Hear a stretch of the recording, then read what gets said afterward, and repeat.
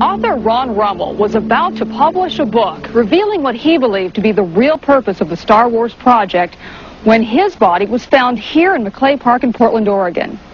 His death was ruled suicide, but few agree with that verdict.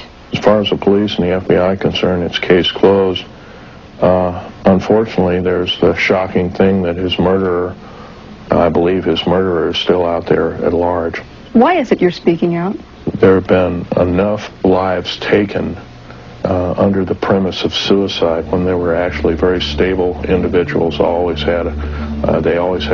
had families and they had lives to look forward to, and they had every reason to live. And if there is some form of conspiracy out there, then the more people that are talking might end up saving lives in the long run. The great 1954 treaty had been violated. After the great firefight, the alien-human war, I am the only living survivor talking about it worldwide at all. Only one. The other two are in nursing homes in Canada, and the Canadian government refuses to allow any U.S. people, including myself, to talk to them because they are afraid of kidnap. Probably the reason I got shot to pieces and 11 attempts on my life is I am a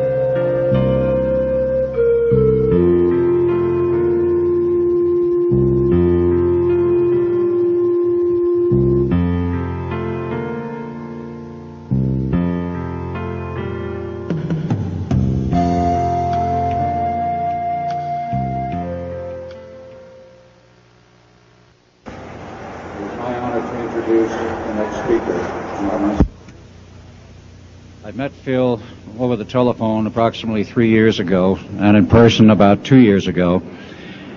And during that period of time, I became very well acquainted with him. He was, at that time, still working for the government, and he didn't say much about what he did. But nonetheless, over a period of time, I became well acquainted with him. I found him to be a person of integrity and honesty. And about 1 year ago, he became totally fed up with the New World Order and the establishment. He thought he was working for the betterment of mankind and the work that he was doing as a geologist for our government as well as for NATO. And he found out that it could be and was actually anything but that. So his revelations became, in many respects, my revelations. And I urged him last winter and spring to go public and lecture. Finally got him out. He's given over 30 lectures to date, all very successful, very interesting. In fact, so successful there have been 13 attempts on his life since the beginning of the year, and he survived them all. All I can say is God must be protecting him because he has a message. So without further ado, I would like to introduce Mr. Phil Schneider, and understand also everything is being recorded and the video and audio tapes will be available later. Please give a warm welcome to Phil Schneider.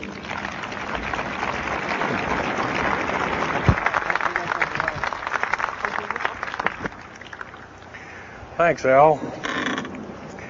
I guess I can always start off by saying loose lips sink ships. That's almost a pun anymore. I'm Phil Schneider. I worked 17 years for the United States government as a geologist and aerospace engineer as well as a structural engineer. I worked for such elusive occupations with Morrison Knudsen, Bechtel, Page & Page, Aerospatiale of France, and a host of other, EG&G and a host of other, Los Alamos Laboratory and these kind of things. But rather than bore you with all those statistics, I've got cooked up a real mixed bag here different topics, and it's might be a little bit like brain overload, but I'll start from the beginning. And like I said, I worked 17 years. Co-invented methods of shape charge blasting as well as laser rock deflagration, which means rock is literally melted or powdered by a special laser combination, and the residue of the rock underneath is applied as a coating, as a liquid coating, kind of like instant agate, if you could imagine a hunk of agate, which is a hard silica mineral, rock actually. But up here we have another topic. This is an area to where I worked. I worked 11 years of the 17 years at Groom Lake, S4, S2. It's in the Nellis Air Force Base area. In fact, Groom Lake is, I'll show you in the picture right here. It's right here. Groom Lake is quite the place. A lot of rumors and other kinds of things have come out of there. Of course, people have stood on the outside for years and wondered at what's been flying there. There's all kinds of things been flying. Let me give you a brief overview. Start in ancient history land here. Back in 1909, the U.S. cavalry was engaged in catching some banditos that had crossed over the Mexican border into a place called Truth or Consequences, New Mexico. And they went into a cave or a hideout and killed the so-called bandits, but what they found out they couldn't explain. And they were called horseshoe craft at that time, or horseshoe ships. There were UFOs, and they saw these, what they called demons, gray demons, little gray guys all around the place. That was in 1909. Now in 1933, our government was actively engaged with the Europeans, mostly the French and the English, in special researches dealing with aerial phenomenon. And once again, the term flying saucer or flying disc didn't come about until much later, supposedly right around the mid-1940s. Anyway, the whole thing here is that also in 1946, I might want to add, we were engaged in atomic bomb testing and this kind of a like, and of course the area of Bikini Atoll. Some of the pictures are over here on the white board, showing with the actual language of both the U.S. Army and U.S. Navy archives. Anyway, these flying ships were seen as early as 1945, 46. Some of them were called Foo Fighters, and you name it. They were fully known about, maybe as early as 1935 or 36 by our U.S. Navy. And there was a shallow underwater base at Bikini Island, and that was probably the one reason why a number of atomic bombs were exploded in that area rather than other areas which they could have been even more remote out in the South Pacific at Operation Crossroads. Well, anyway, this all led up to later on, about 6-8 years later, 1954, during the Eisenhower administration, led to an interesting treaty called the Greada 1954 Treaty. It was the Alien-Human Treaty. And supposedly the aliens had come in and exchanged technology, and they'd want to take an occasional human being and a few head of cows, and accurate books were supposedly to be kept and all this kind of stuff. And Of course, eventually all that broke down, and aliens are notorious for being liars, even greater liars than so-called, in quote, we humans are. So alien treaties are often just not even the pieces of paper they're written on. They're just really kind of worthless. Anyway, my work as a geologist in building underground military bases, some of which are over 2 miles underground. And I think when you listen to Al tonight, if you have a chance to listen to him, he will speak of, Al's actually been on some of the high-speed monorail subway cars, if you might want to call them, that link these bases together. Some of them are capable of riding on a cushion of air about 3/4 of an inch off a rail at a better part of Mach 2. And he's actually been on one of these trains. I've only been in one of the tunnels and helped build some of the tunnels. Incidentally, I helped work on 13 deep underground military bases. Had hands-on experience.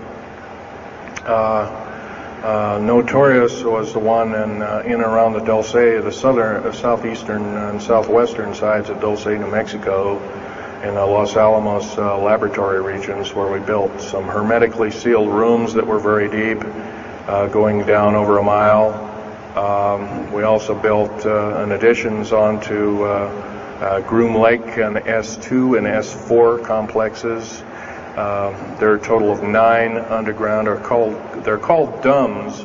Like, you can learn a lot from this dummy, but DUMB stands for Deep Underground Military Base, and or a deep underground DUM2, for instance, is a submarine base, and I helped build a few of those too, which are off our continental shelves and then certain islands and out in the Atlantic and the Pacific in strategic locations. All this, I can hardly, in an hour's time, I can hardly squeeze all this in, so I'll be kind of rambling here if you just bear with me. The main topic of my discussion here is to link up basically what's going on with these deep underground military bases, what they're being used for, what is the present situation now being employed both by our federal government, which is slowly being phased out by the United Nations government, as well as the New World, end quote, the New World Order, which is an even higher entity, and who these higher entities are taking their orders from, and try and link up basically what's going on. A lot of us have been kept in the dark. We've been given, maybe most recently over here, photographs of an alien at Roswell. I'll just make a very brief statement about that. The photographs cannot stand up to a computer grain analysis test and therefore are retouched or faked. They're not real. The real one, the real photograph of the charred or dead alien that was, or one of the several that were autopsied, is over here, was given to me by a friend by the name of Skip Fromback of Seattle. And his father worked as one of the principal doctors. He was from Germany at the time, and worked on some of the autopsy material, from what I understand, along with other people. Anyway, you just can't believe everything, and that goes for me. You got to get out there and do your homework. Like I always say, you might don't put your spectacles on, you put your skepticals on when you listen to me. So if we can have a show of hands here, how many people have heard about Roswell, New Mexico? Very good, almost all. And how many people have heard about the black helicopters and the other kinds of flying saucers type equipments out at Groom Lake and other places? Very good. Well, this obviously is a nice enlightened audience. Most of you have probably seen what a black helicopter is. or maybe even gotten rare glimpses of an F-117A Black Jet, or Stealth, as they're often called, or a B-2 bomber, B-1 bomber, or some of these other sophisticated aircraft that are now being touted as the new technology. Once again, where did we get this new technology? Well, obviously we've had a little hand in that. Our little alien so-called buddies, have kind of exchanged things, not without a great cost. The cost of which has been a lot of people have disappeared. Some, and I'll blow this statistic by you. There's, according to current FBI and Defense Intelligence Agency and CIA statistics, 100,000 children and 1 million adults disappear every year, and these are not kidnappings or murders or rapes or suicides or anything, totally unaccounted for. And where are these people going to? Nobody knows. Maybe one of us in this room or somebody has encountered on such an individual and lost a loved one or a friend or something, and that's unfortunate. My best friend, Ron Lee Rummel, several years ago, got himself murdered because we dared to put out in print, at that time I was still working for the government, and so was he, we dared to put in print the so-called the Strategic Defense Initiative, or Star Wars, as part of the New World Order and takes its actions. It was originally written as a kind of a spoof or a joke. We had one of these alien greys dressed up and had New World Order insignia on, and of course that wasn't taken very nicely, and my friend got himself murdered. It was called a suicide, but now it's been turned over to special authorities who now acknowledge it was a homicide. Other than that, I'd like to also mention something about my father. My father was a U-boat captain in Hitler's Navy, and he got captured and taken over. I didn't find this out until about 2 weeks before he died on his deathbed. He kind of told everybody in total shock. I was one of them. In fact, I didn't believe him. I thought he was kind of in delirium or something like that. And of course, other things have come up since. And so, anyway, he was captured by the French, turned over to the Third Army, U.S. Third Army, and then U.S. Third Army turned him over to the Navy. And he was a master machinist. Now, it's not a journeyman. A master means they can take a block of metal and make a gun or a watch or some other fine instrument. And he was a master machinist. He later became an MD doctor and part of the aerospace medicine group of the United States Navy. Was instrumental in helping build the USS Nautilus and its first nuclear-powered predecessor, the Enterprise, the first nuclear-powered aircraft carrier, and other ships like it.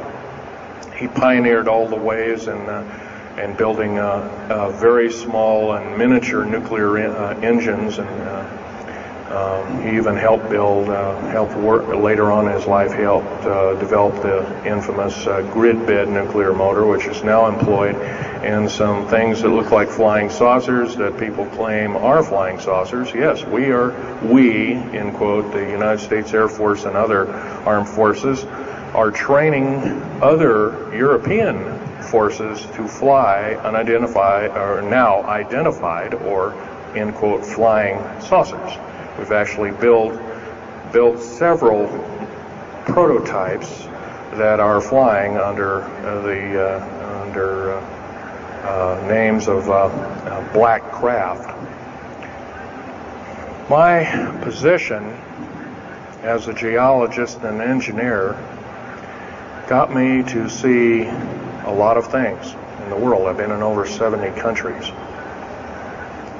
Also worked for NATO. I carried a level 3 security clearance with a rhyolite factor. Rhyolite is a hardened factor only given out to a handful of civilians and maybe a couple of hundred military men worldwide. I thought I was doing the nation, United States, as well as the world a favor by, I thought I was kind of keeping my end up. Well, it didn't work out that way. I was to later find out that these underground bases are now being employed as strategic bases for, in case there is martial law in this country. Right now, our military professors that used to be in war colleges and the like are training people like ex-Russian KGB and Spetsnaz people right here on American soil. I've seen it with my own two eyes, along with other people, other geologists. By the way, I'm still a geologist, still do geological survey work. However, I don't work for the government anymore. I took my security clearance and all my government stuff and cut it up and sent it back to the, pardon my French, SOBs. When I found out that a number of these 131 deep underground military bases are being used to subvert the Constitution of these United States and its people, I says, that is enough. I can't possibly be connected. Oh, well, Mr. Schneider, you can't quit, they said. Well, I says, yes, I can. I'm an individual, I'm going to quit, and I'm walking off the job. And he says, so I got arrested and casually told, well, you got to finish a job. And so I caved into that part, and I finished 3 weeks, and then at that time my father was dying, and I was allowed home, and I never went back for my paychecks. Don't intend to either. These people are beginning to show signs of being our utmost enemy. I'm talking about military people now engaged in training foreign troops on American soil, clearly against the Bill of Rights and the U.S. Constitution. It's why we formed a government, why our forefathers formed a government, a republic of these United States in the first place, way back 200 plus years ago. Because the drawing and quartering of soldiers, taxation without representation, law by edict, otherwise known as today's version, executive order, among other things.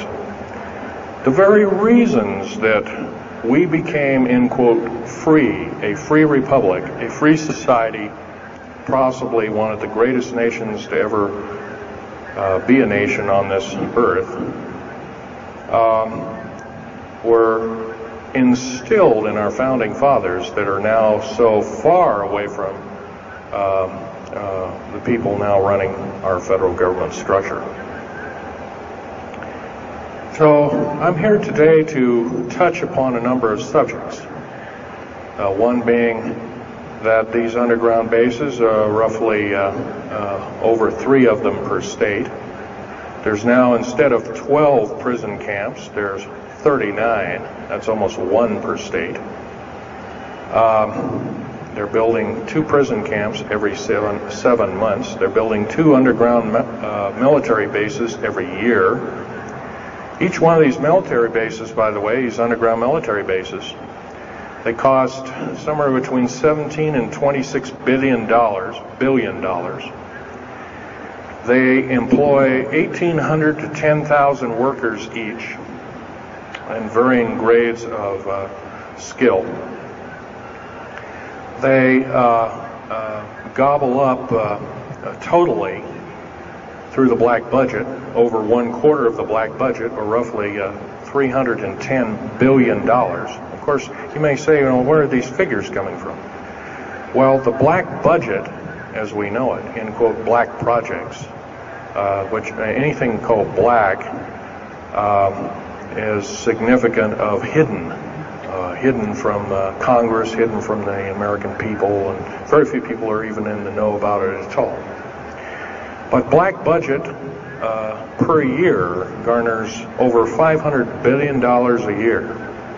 And it's these kind of huge quantities and sums of monies are garnered through CIA drug activity, National Security Agency clandestine operations, mostly in Panama and South America. Now also engaged in Russia in bringing and refining strategic metals. By the way, you might want to ask, where's all these kind of interesting new metals coming from? Over here on the whiteboard, we have the new periodic table. It's got 140 elements. Now, in our high schools of today, I was in a high school about a week ago.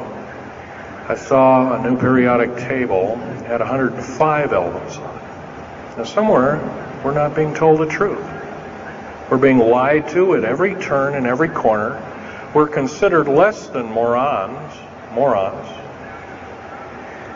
So the government has made itself an entity, an independent taxing body, an entity into itself, and isn't accountable to anybody, not even the so-called New World Order. They just go ahead and do everything willy-nilly as they please.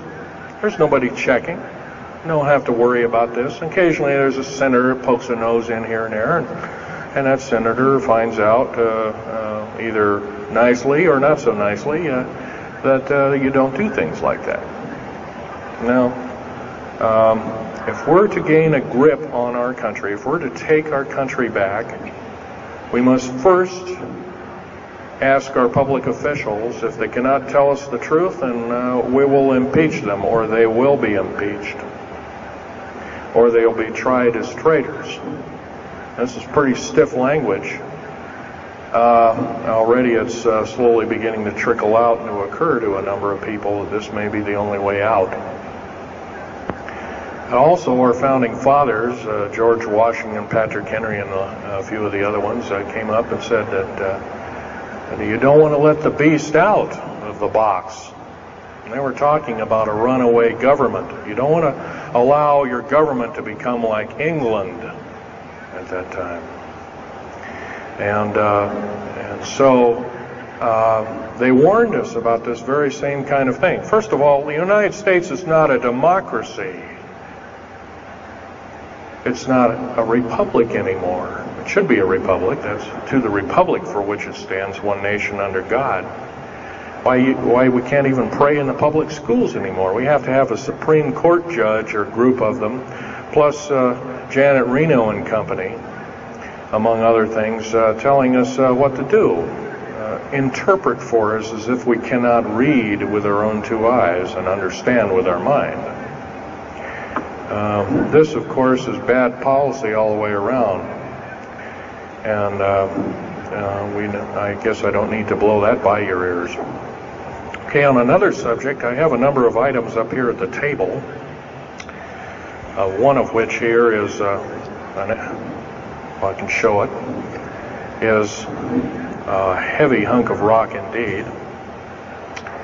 It has a weight of about a little bit more than a pound, 2.5 times the weight of uranium. It's not radioactive, can never be made radioactive. It's composed of earth, rare earth, clays, and powdered metals, as well as an alien element, mostly from crashed, retrieved flying saucers and those of the kind that have happenstance to crash in our deserts and backyards, so to speak. It's called mironite. This is employed in every stealth aircraft, every black jet throughout the black budget. Also in the very small quantities in the skins of black helicopters, mironite. Here's another thing. Here's a piece of probably the purest titanium you'll ever hear or see.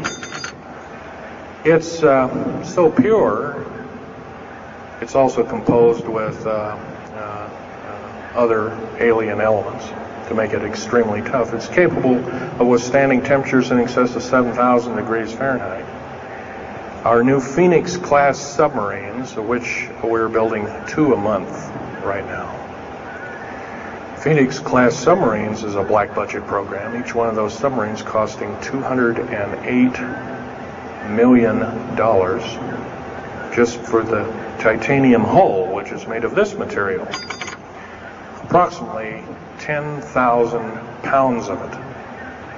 Now, we've got, supposedly, as of the data right now, we've got 106 of these submarines. They're plying the waters and the waves. They can dive to a depth of over 7,000 feet and hold that for 3 months. It's a fantastic submarine indeed. It has 11 grid-bed nuclear motors on it, engines, that run everything, purify the air. And, by the way, these aren't your usual nuclear motor installation. They're very small. They're probably no bigger than this podium, weighing less than 3,000 pounds, putting out as much as the equivalent of 3 aircraft carriers of the Enterprise class. But these Phoenix-class submarines are getting this metal. Now, where are we getting the metal? It's being stockpiled in a number of strategic locations. Supposedly, I've heard stories, well, it's being mined on the moon, and I have no way of proving that, one way or another. I think we're probably getting it from Russia, or refining it in outer space. What are we shuttling? Basically, a shuttle, a secret shuttle flight. 1 a week now is going up and back. What are they shuttling? Well, obviously, they've got kind of their own little laboratories up there, space station, and all this kind of stuff. Remember, what you're being told is only just a smattering of the truth. It's not the real truth. Maybe it's 5% of the truth. Maybe it's not even that. You can rest assured you're not getting much. Another strategic metal is this particular bar with some strange crystals on it, scalenohedral crystals of niobium, titanium, rhenium, copper oxide. This complex group of elements, not found on the Earth in specific quantities. This was developed at Los Alamos through EG&G and other outfits, are employed in all black jet aircraft. All of them, including the, in quotes, sport model, the little flying saucer we occasionally see over at Groom Lake. And by the way now, if we happen to be with a video camera, taking pictures of the so-called area around Groom Lake, it's now, you can get your equipment confiscated, your car, your house. You're considered the same thing as a drug dealer, and you'll go to jail for 5 years, up to 5 years, and $1 million fine. I personally don't think this is what I'm hearing. I just don't think that this kind of punitiveness is what we need in America, and we have to get rid of it. Otherwise, we're going to die with no America. Here's some other elements. Here's a very light element. It's composed of lithium metal, as well as a alien element, a little heavier than hydrogen, but a little lighter than helium, also employed in this. It's used in secretive methods of propulsion, and it also is in a peculiar scalenohedral crystalline form. And anything scalenohedral, and by the way, a scalene triangle is no side is equal to another side. The scalenohedral metallic crystalline structure is definitely alien element, or alien technology converted over to our own technology. These were given to me about a year ago. They're called alien or aurora drops. It's supposedly the skins of the black jets, some of the ones that are coming in at very high rates of speed. They're still glowing red hot, white hot, and they'll sit out there and cool off, and they're dripping their material off of them. And it's kind of like a rubberized coating. It's not rubber, I can tell you that. This is hard as lava rock or harder, capable of withstanding tremendous temperatures, but nonetheless some of it sloughs off every time, and so they just kind of scoop it up and throw it in the trash can. There are a few pieces of it. Here's one of the hardest so-called man-made rocks. Once again, it's got a number of alien counterpart. It's got an alien crystalline structure to it, very advanced. It's about 11 times harder than a diamond, about 70 times stronger than a diamond, capable of standing temperatures in excess of 10,000 degrees Fahrenheit. It is employed as very thin coatings or windows, tiny windows, in hypersonic aircraft that exceed Mach 5. Here's an interesting artifact. Right here in this hunk of rock, which by the way was an old 100,000-year-old chipping tool found in Jordan, excuse me, is a imprint of, it looks like a fossil, but it's not. It's an imprint of a small mechanical part with exactly 360 kind of little rotor blades. Well, this rock is 220 million years old. Who was making machines 220 million years ago? Maybe von Däniken was right after all, huh? Here we have an actual piece of agatized fruit, or it's similar to a lime. It's even been pecked by a bird at one time, and that's still there. So it was instantly turned to agate. It is the same agate or chemical structure as material found at Hiroshima and Nagasaki after the A bombings in World War II, where grasses and flowers and petals of flowers and other kinds of things were instantly petrified, turned to agate. It is the same identical crystalline structure. However, this particular piece is about 20 million years old, and it's still got its original green coating, and it's basically unchanged, perfect condition. Likewise, here's a garlic plant about somewhere between 20 and 35 million years of age, and once again it's got that same pink agate coating. And here are some pieces of the metal skin from the crash disk at Roswell. It was given to me when I was 14 years old. My father was visiting one of his old friends in the Navy archives, as well as he was in the Royal Navy in England. And I, as a 14-year-old boy, I says, "Gee, Dad, can I ask Johnny something?" "Oh, go ahead, ask him. Get anything you can from him," that kind of thing. I says, "Well, gee, Johnny, well, do you think I can have a piece of this metal?" "Oh, no, you can't have that." And I says, "Oh, give it to the kid. What the heck? He won't have it very long anyway." Well, I've had it all this time. Kind of a unique thing. They were able to break the skin of that craft, by the way, by dropping it into a bath of liquid nitrogen, hitting it with a mechanical or hydraulic hammer, and it shattered into little bits. And it was later analyzed and adapted for our own technology. All these artifacts are fine, but once again, the main part of this talk is, where's it all leading to? We get very little spin-off to where any of this is leading to. Occasionally we'll get a new computer, or maybe a quartz watch, or some little trinket kind of like giving the Indians beads a couple of hundred years ago. Well, we're getting these little spin-offs. But the black budget still rolls on, garnering up over $1 trillion every 2 years. It's somewhere between 1.023 trillion and 1.31 trillion dollars every 2 years.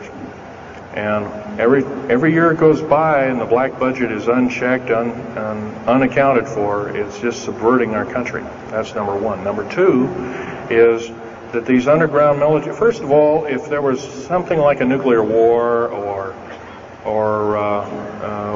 there was a definite enemy out there where we were going to be under attack, like from China or someplace like that, I could see maybe a couple of dozen underground bases for a government, and so it could theoretically rise up like the phoenix out of the ashes. Well, not 131 of these. And if you were going to so-called round people up and put them in prison camps, what a better prison camp than underground, where nobody knows where it is anyway. So once again, these underground bases are most likely been planned as underground prison camps and slave labor factories for the New World Order. New World Order, by the way, is getting, and I'm probably the only person ever talking about this, the New World Order is taking, and the United Nations is taking its orders from, believe it or not, these more powerful outer space alien entities. We might call them the large grays or the small grays. Sinister forces indeed. And you might want to say, well, gee, how come we don't see more of this kind of thing? Well, you can just imagine. If you're only being told 5% or less of the truth, that isn't very much to go on. That's one thing. Another thing is you don't find very many people coming up here and letting you have hands-on experience.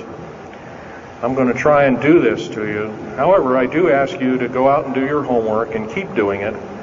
Don't necessarily believe in what I'm saying, but get out there and talk to people. Whether it's just a couple of neighbors or friends or something, get out there and talk. Because one will tell two and two will tell four, and then pretty soon you have a whole room full of people that are in the know. And then from there, wonders can work. Other than that, as far as changing the black budget, these clandestine programs, public opinion is only going to do that, and it's going to take millions of us. But we have to be informed, and to do that, we have to be doing what we're doing now, gathering and talking. And, of course, most of us are adults and can weed out fact from fiction. Most of us are responsible adults and know the difference between fact and fiction and how to use it or how to abuse it. And so we therefore have to continue to keep studying and keep talking. If there's just me out there, and believe it or not, there aren't very many people like myself out there talking. I've given over 30 talks in the United States, Canada, Japan, went over to England, went into Japan kind of illegal, came back the same weekend. They flew me in and out, but gave a talk to a number of their execs, and they were very interested indeed. Now, if this was all a bunch of poppycock and hooey and poo-poo, I wouldn't be listened to, be given an audience by these people, but evidently I have. But 13 attempts on my life since the first of this year. There's a number of you ladies present, so I won't gore you out, but Al has seen some of the wounds, and there's a few other people that have been to a few of my other lectures, and they can attest that I have been shot. I've been run off the road. I've been pushed off the road. I've been mostly shot at and that kind of thing like that. But been in hand-to-hand combat with some of these people, and once again, I'm not in the best of shape anymore, but I still know how to handle myself. And I'm just about ready to wrap things up here, but just basically wanted to give you an overview of what's happening. And if we have any questions, we can start asking a few questions. Okay, here's a gentleman way over here. Would you please speak up loud?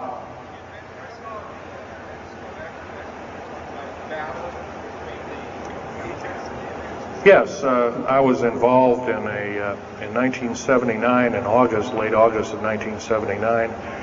I was involved working through Los Alamos Laboratories at Dulce, New Mexico, and what's now known as the Alien-Human War. 66 Secret Service agents, government workers, geologists, and the like. I almost bit the dust. I could have been number 67.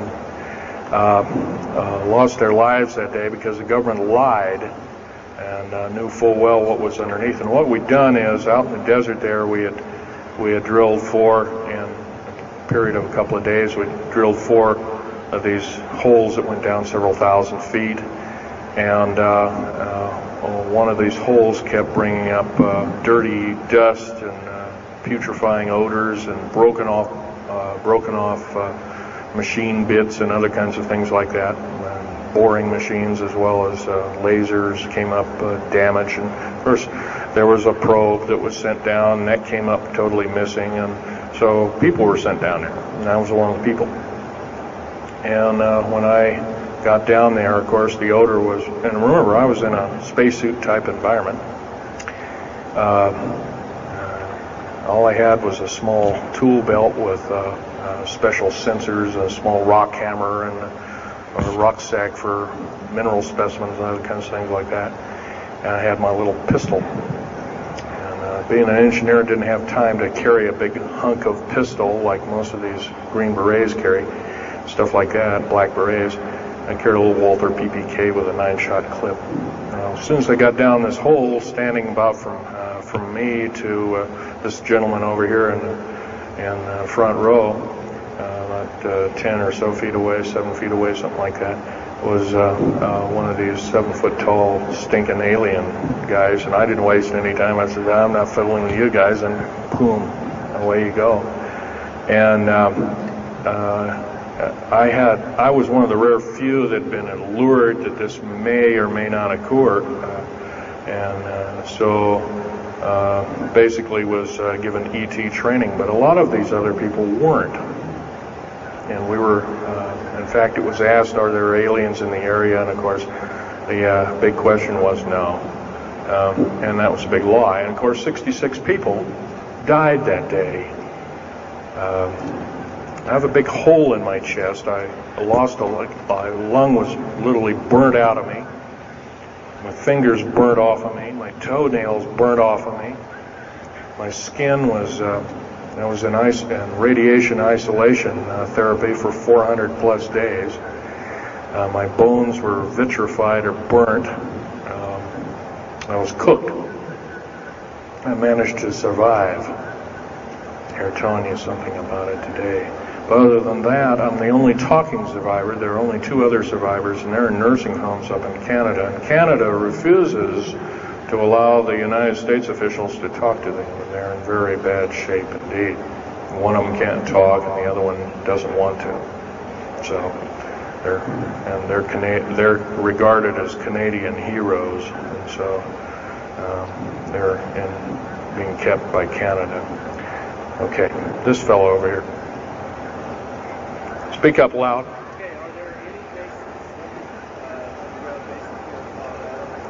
Actually, yes, there's several. In fact, as I was coming to this talk, I was supposed to be here by plane, but there was a subsequent foul-up.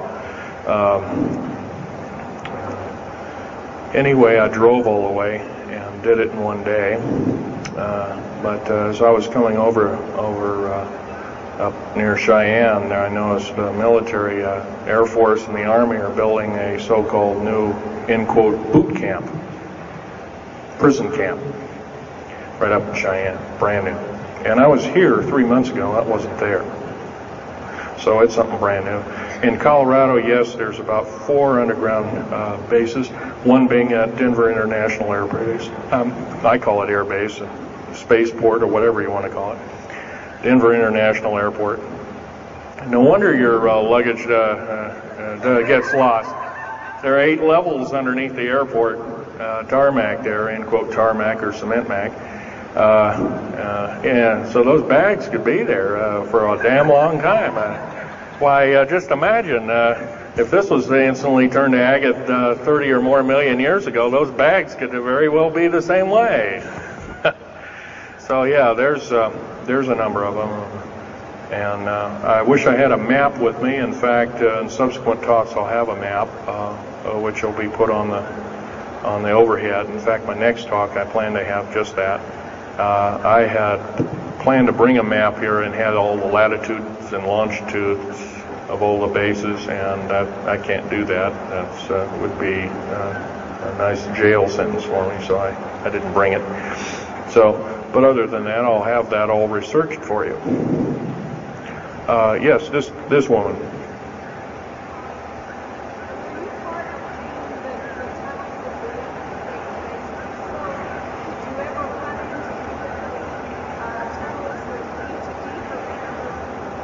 Yes, as far as there being an inner Earth, a hollow Earth or anything like this, no, I've never run into anything like that. However, Al Bielek has been on these tunnel trains at the better part of Mach 2, going from coast to coast in an hour and a half, faster than any jet plane that we got, including the SST, or thereabouts, the same rapid speed. But I helped build a lot of these tunnels, and all of the underground mountain or military bases are connected, all of them, all 131 of them. They're connected both by road, not a big freeway under there, but it's at least a 2 to a 4 lane road, rather narrow lanes, but they're there, and there are also high-speed magneto-leviton train tunnels. Yes, this lady over here. Stand up and speak up, please.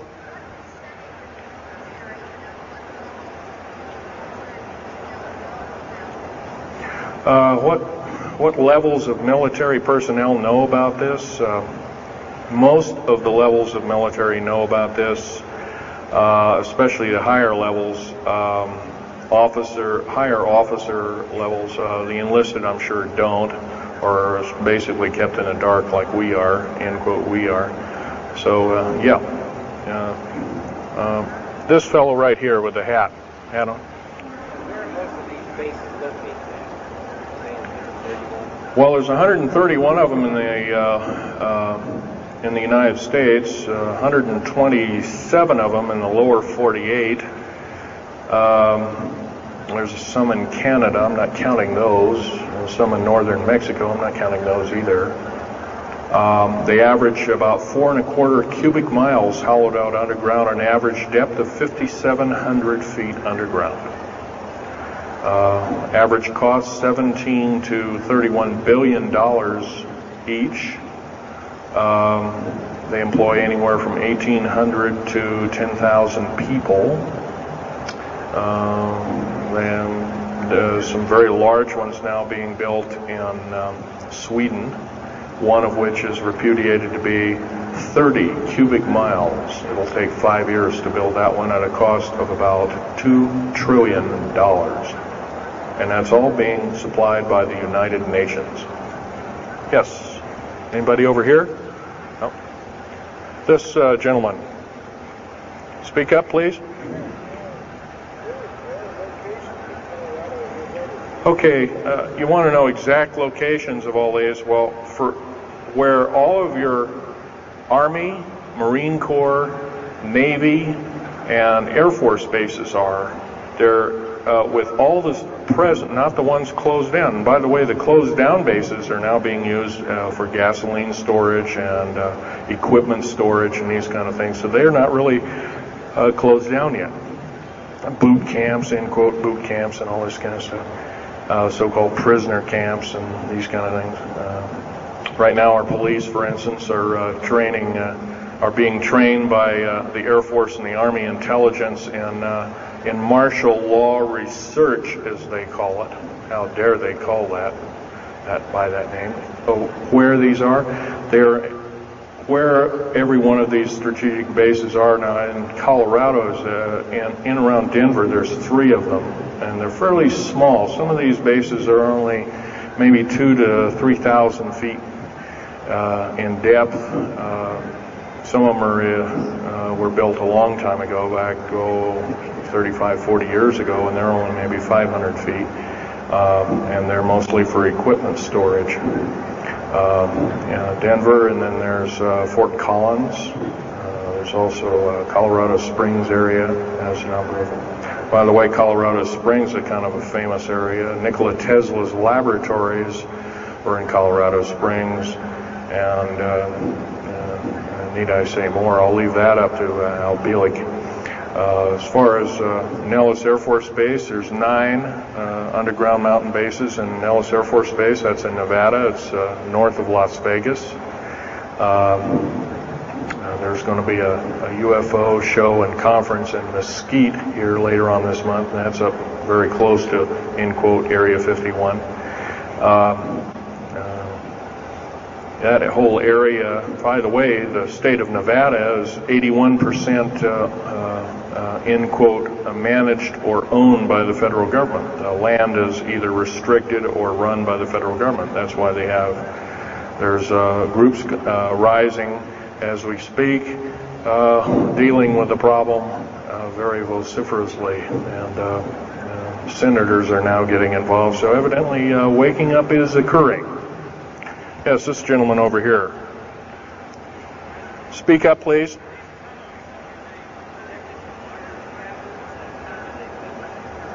Okay. Yes, they are. The gentleman asked, are these tunnels connected to large caverns? Yes, these large bases are basically like this Coliseum. Everything's underground. Everything's a city underground. Most of these bases both have military bases, and they have all the accoutrements of life. Remember, each one of these costs quite a bundle of dough, and some of it in our tax money, but most of it in clandestine approaches, and that's definitely undermining the country. Yes.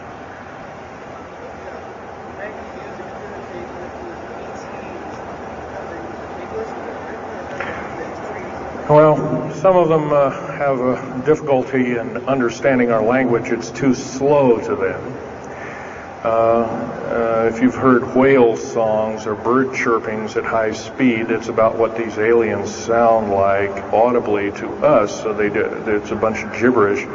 Yes, they've slowly actually broken down. There's 11 prototypes or 11 civilizations of aliens visiting this planet all the time, all of which are known by the U.S. military, 9 of which are not very good indeed. They're pretty bad news. 2 of which are benevolent, but the benevolent ones have supposedly left. They have their own little war of sorts, especially the Pleiadian groups and whatnot like that, of which Val Thor was repudiated to be a Venusian, but other people will alert he looks more like a Pleiadian. He looks normal human, except he's got 6 fingers and toes. He's got one oversized lung. He's got 2 hearts. He's got all kinds of weird stuff. Bones are bigger. Yep.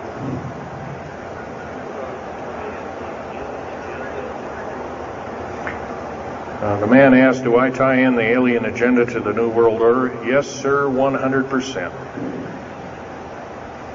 I can elaborate briefly. The New World Order right now basically is dismantling countries, governments, telling governments not to war with each other anymore, basically, so that looks good on the outside. They're taking their orders directly from the aliens who've got their own timetable. They want the one world order because they want the planet for themselves.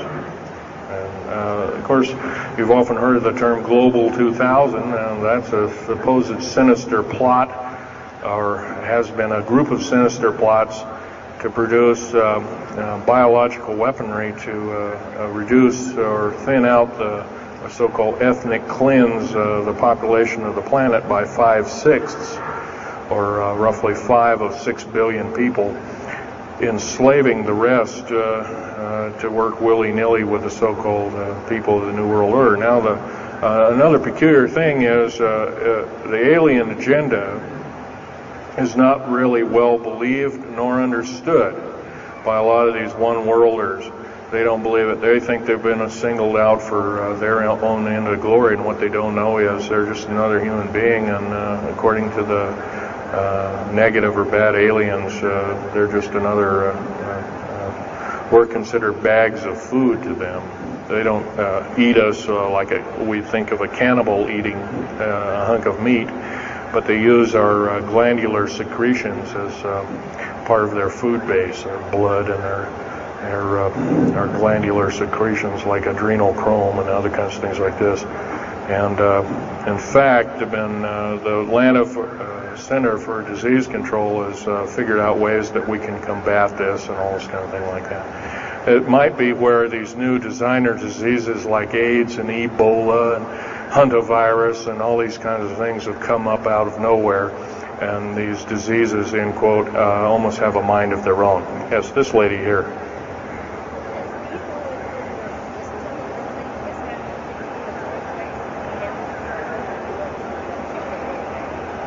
Okay, lady asked, is the tunnel building having an effect with earthquakes? Yes, it could very easily be, although got to remember a lot of these underground bases are constantly being repaired, and so a lot of people have to be hired. As far as the U.S. government, second part of her question was, is the U.S. government modifying our weather? Yes, that's an affirmative. And we have, the U.S. government's been working with the Russians for at least since 1972 and maybe as early as 1966 on weather modification. And it's a well-known fact, and it's well employed. And by the way, they can literally weather modify a hurricane or a tornado out of existence. And the reason they don't do it is pretty obvious. Yeah, right. Or they could actually send a plane inside of a hurricane, for instance, that would blow off an atmospheric bomb or a shockwave bomb in the eye of the thing. It would completely dissipate. Well, they don't do this, of course, and there's probably other reasons for that. See which way it goes, or what kind of havoc, and how we can study the havoc, and we go from there. This fellow way in the back in the black. How do we learn more about our general topic? Well, there's this particular fellow, his name is Richard Souter, PhD, wrote a book recently, Underground Bases and Tunnels, What is the Government Trying to Hide? That is one book. Then we have here's a popular science article, Secret Air Base. The government doesn't want you to know that Groom Lake, supposedly Groom Lake doesn't exist. Well, I guess if it doesn't exist, then me talking about it, I guess I can't be arrested or anything. I'm just full of poppycock here. Well, the editor, one of the editors of Popular Science that put this article out is now in federal prison. Then there's a book that called Stealth Fighter Pilot. These books are available. I got this one at Dalton's. This one actually was sent to me by the publisher. I did some test piloting, and the only thing I test piloted was would run the aircraft back and forth on the runway, the special runways we built at Groom Lake. There's a picture of me in uniform. And I can go on. And these publications are out now, and they're available. Yes, this lady over here.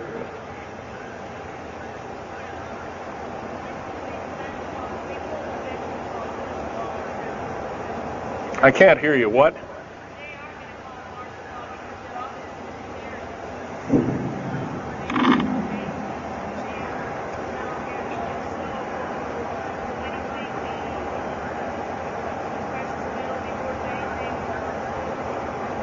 Okay.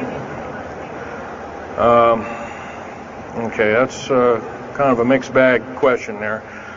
She asks, with martial law being called, will precious metals and all these kinds of things. First of all, hoarding anything will be outlawed.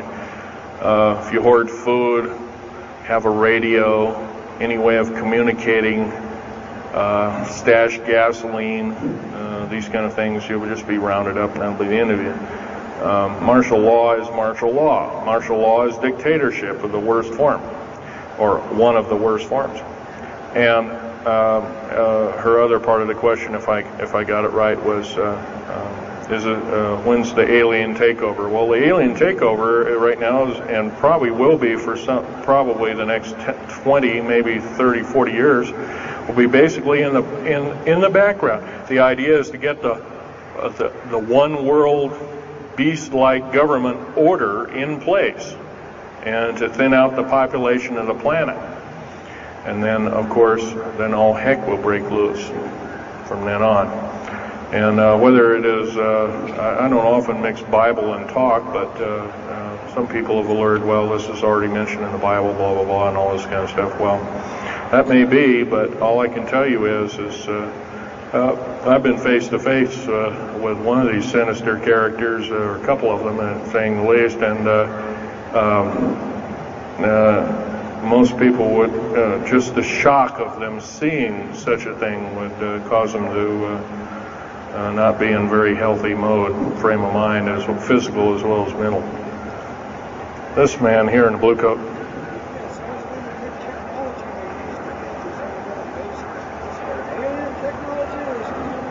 Well, it's a combination. What technology is used to build these underground bases? Well, we have lasers that can drill out, or basically deflagrate or melt out a tunnel 7 miles a day.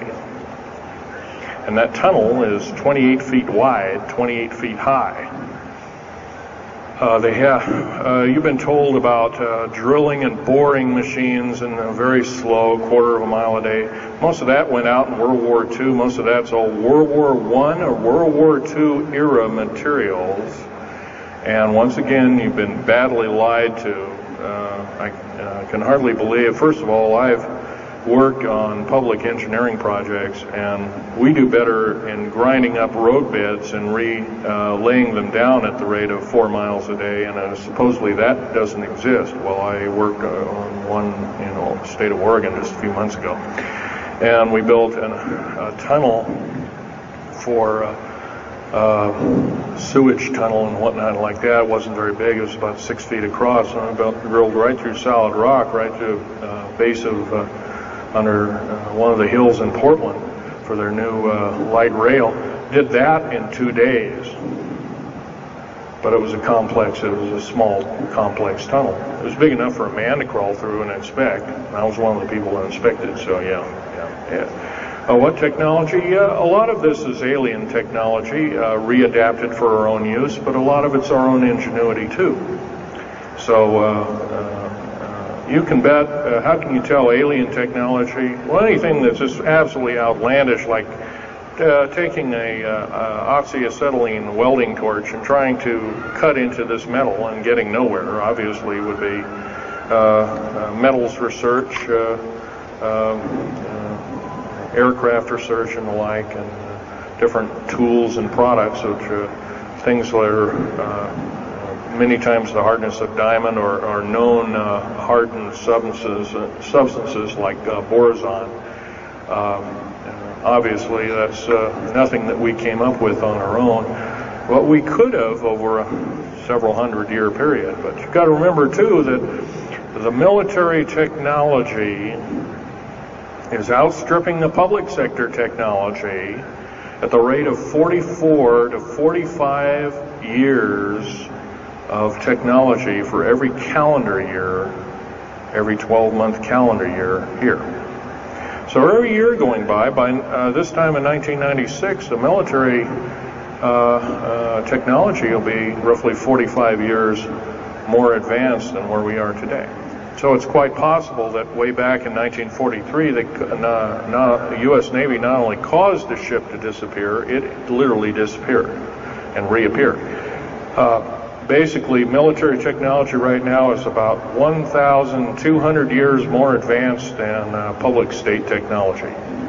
And computer technology right now, it's off the scale. I can't tell you. It's just right now, and employing just in black jet and stealth aircraft, the new computers are so completely advanced that we couldn't get them in the public sector for maybe another 40 or 50 years. Yes, this lady here.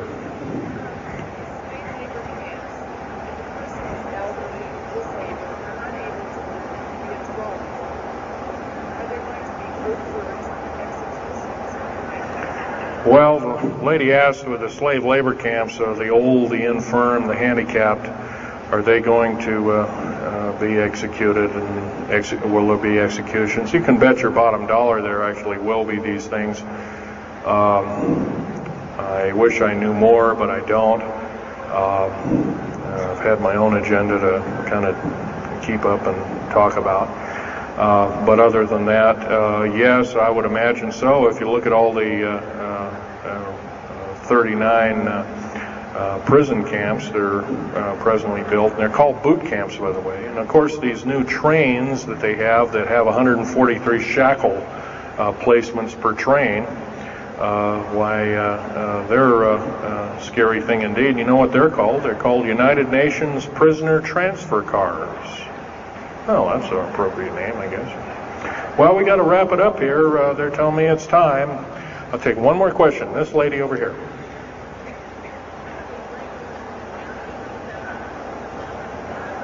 They don't brainwash you. How do they brainwash 18,000 people that are working? Well, you sign this little piece of paper saying you work, you go to prison for the rest of your days. Or you're not going to be taking home a paycheck of about anywhere from $4,000 to $40,000 per month, depending upon your position. $40,000 a month is a lot of petunias.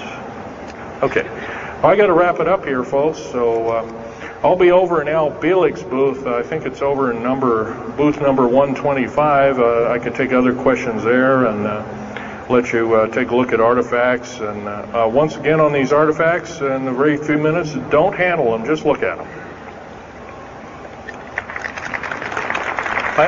Thank you very much.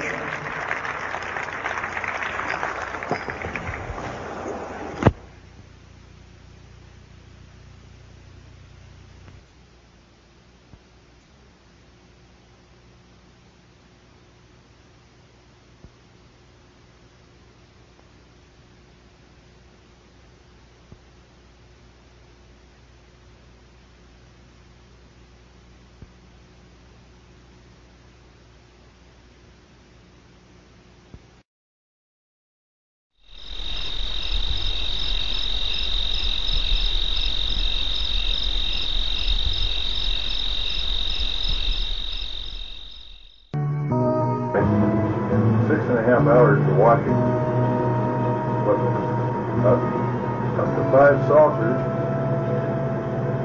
and a distance of about 5 miles from us. Out on the desert floor, a place where everybody else watches. I can tell you for a fact, our first sighting occurred right about a little bit after 5 o'clock. And around 45 minutes after sunset. I know that you just told me. Yes. Oh.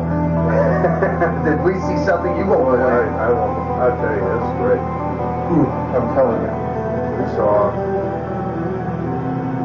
that first saucer, and then saw 2 other ones taken into formation, and then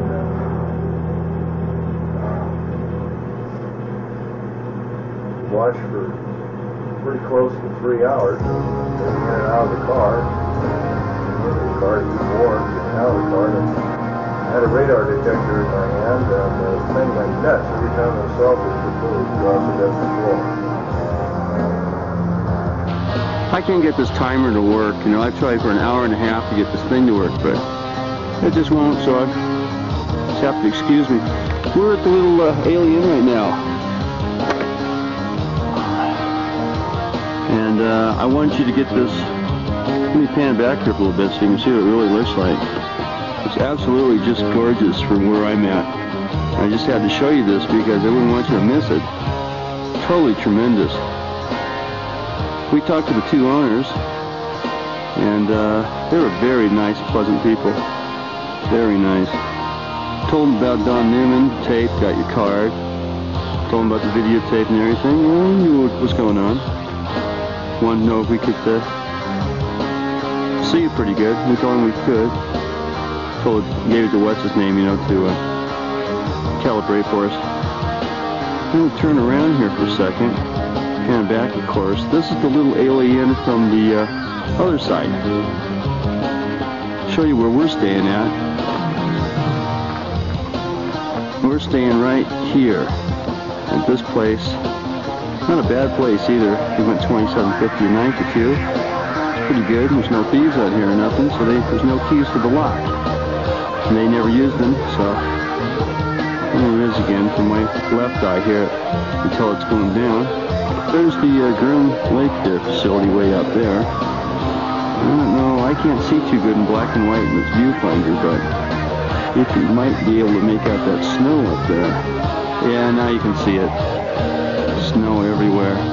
We're going to go down the road here as much as possible. Wait for a little while for the UFOs. There's another little friend of ours. Okay. Pan back again so we can get a chance to see everything.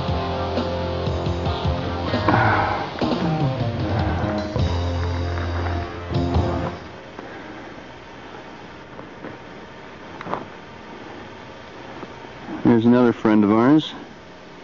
Okay, I'm going to cut off about here.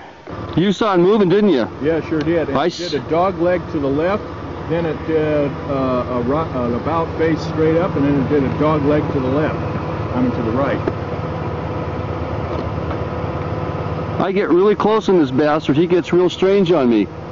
It's totally round, Phil. Well, I'm going to take a bead on him right now.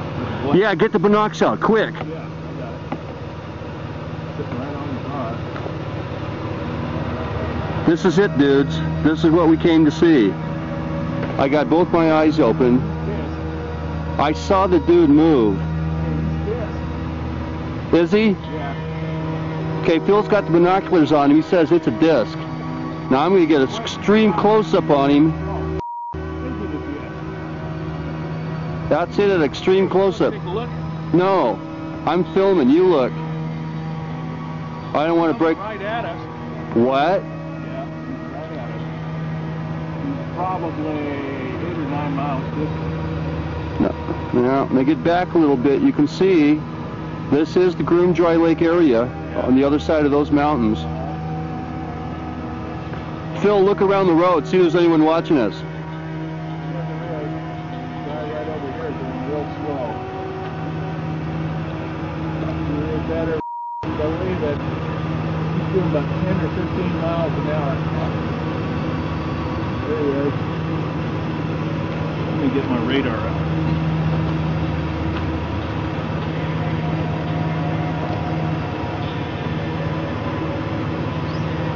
Yeah, there he is. At the top. Somebody, there he is. He speeds up. Now, yeah, I got you. Now he speeds up. Real rippy. It's a Ford twin cab. Now, this guy's not moving, but we saw him move. Yeah. There's a Ford twin cab, and he's going up by the Atomic Energy Road. Yeah? Yeah. Phil, got it running. I can't see anything. I'm hoping that this thing will come in on the film anyway right now. I got the advanced gain button up. This thing's going nuts. I know it. If you guys can hear this tape, we have been watching two flying saucers for what, about the last half hour? Yeah, last half hour. At least the last half hour. It's about 10 to 20 degrees below zero out here. Hey, it looks like I'm getting a heat mirage in this thing. I can't pick them up and I'm getting heat mirages. From this far back. So I'm lucky I turned this thing on. I don't know if it'll come out on film or not. But I can see the heat mirage right here. Oh, wow. I got both my eyes open so I can see down there and right in here. But believe me, I can't see anything out of this camera. Yeah, I move the camera back and forth. See me? Yeah. The heat mirage will stay right in the middle, no matter what I do. Goes. Are they going? Yeah, they're off the floor. Okay. He's moving right. He dipped. He's moving right again. He dipped. Okay, I'm going to point this up the moon real quick. See if I can't see the moon at least. No, I won't even pick at the moon. Really? Oh, I got it now, all right.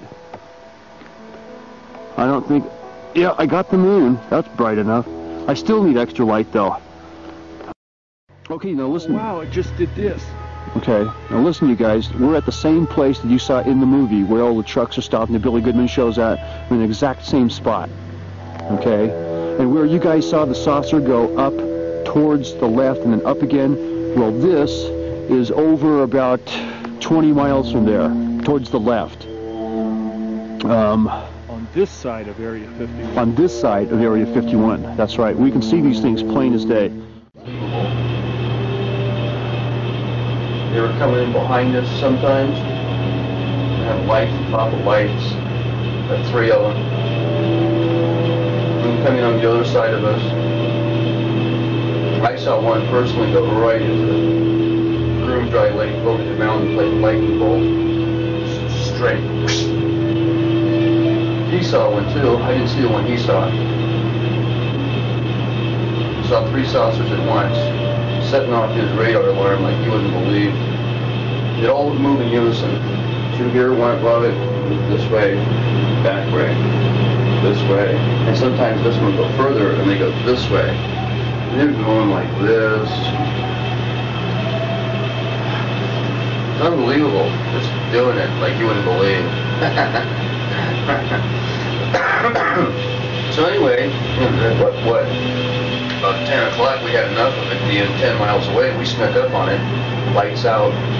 Probably got in with about 6 miles in, maybe more.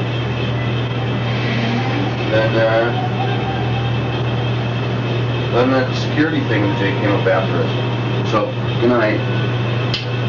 One hell of a Christmas, though, I tell you. After seeing this stuff tonight, I got no doubts whatsoever. These guys got ARVs out here, and they're testing saucers. Well, I saw it tonight with saucers. There's no airplane crap about it. Airplanes can't go zip, zip, you know, up and down. This is where we were last night.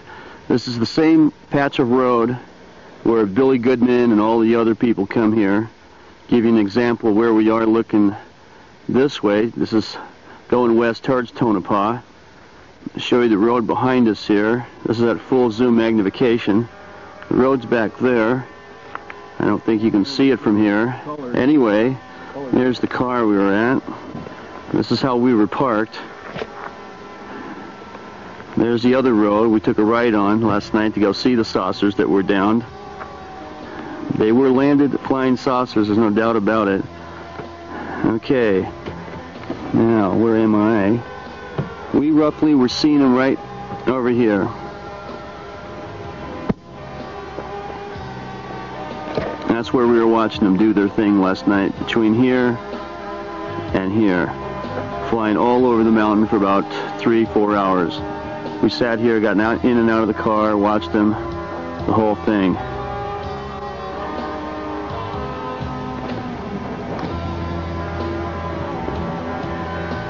Yeah. Okay. So this is it. This is it. Somewhere on the other side of those hills right there, I'll get you a close-up of this, is probably S4. And that's where they were testing, right in there. Give you a good idea of where it's at. And then I'm telling you, they tested something fierce. Okay, I'm shutting it off now. This is down last night with the lights off, about 10:15, 10:30. Catch those 2 grounded saucers. Give you an idea here. It's a little bumpy. I'm going to shut this thing off. But to get a general idea, we had to have our lights off all the way down.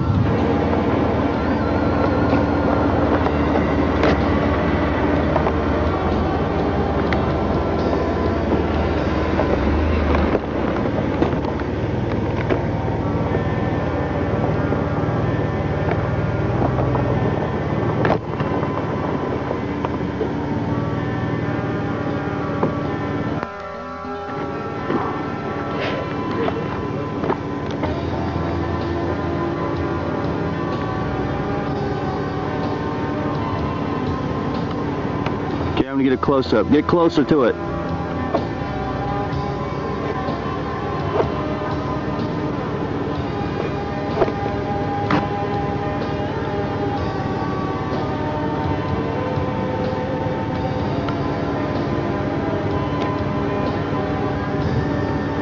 And there's those guys probably looking at us right now, checking us out. I'm going to scan around here to show you just how desolate this place is. It is pretty desolate. Nothing. I mean, there's just nothing here. We scout out these other peaks and see if there's anything on top.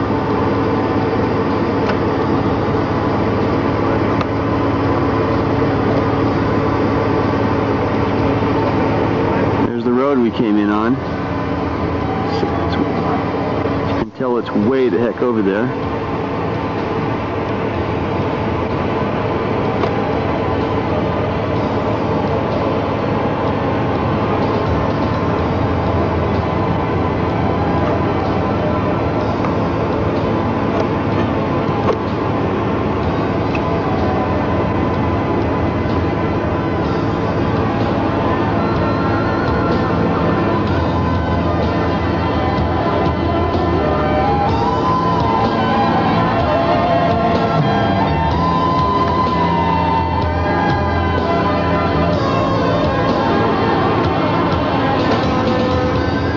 Then again, back to the road again.